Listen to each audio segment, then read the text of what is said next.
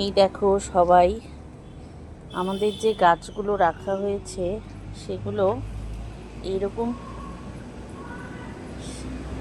র্যাকের উপরে, খাটিয়া টাইপের এইগুলো উপরে রাখা হয়েছে। দূর থেকে দেখাই সবাইকে। এই যে, তাতে ছাদ পরিষ্কার করতেও সহজ, নোংরাও হয় না, মাটিও ধুয়ে চলে যায় বৃষ্টির জলে। এগুলো স্টিলের,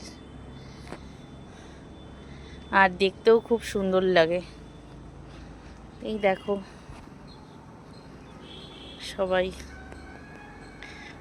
শখ গাছের, যারা যারা গাছকে ভালোবাসে তারা এই গাছের জন্য কত কিছু করে। এই যে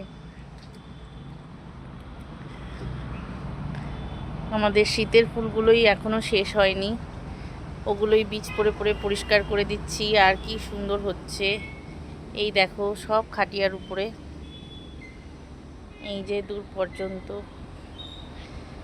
এগুলোর একটু খরচ বেশি, কিন্তু ছাদটা ঠিক থাকে।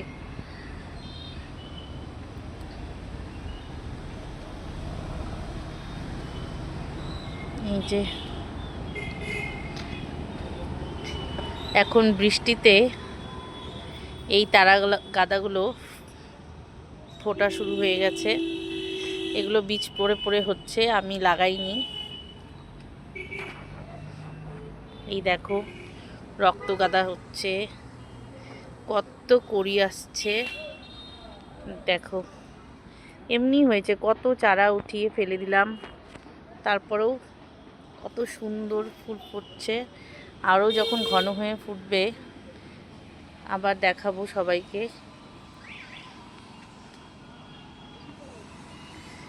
এই যে এটা একটা অপরাজিতা, এই যে অপরাজিতা একটা,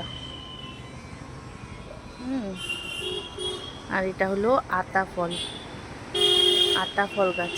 আতা হয় আমাদের দুটো একটা করে, ছোট টবে আর কত হবে।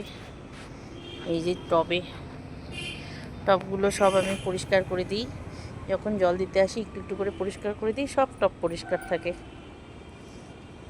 গাছকে ভালোবাসলে গাছেরও যত্ন করতে হয়। এই যে দূর থেকে দেখাই, এগুলো লাগানো হয়নি, এগুলো প্রতিবার এমনি হয়। একবার টিউব যদি গাছের পোতা থাকে, মাটিতে যদি লাগানো থাকে, সেই টিউব থেকে এমনিই হয়। এই যে অর্কিড।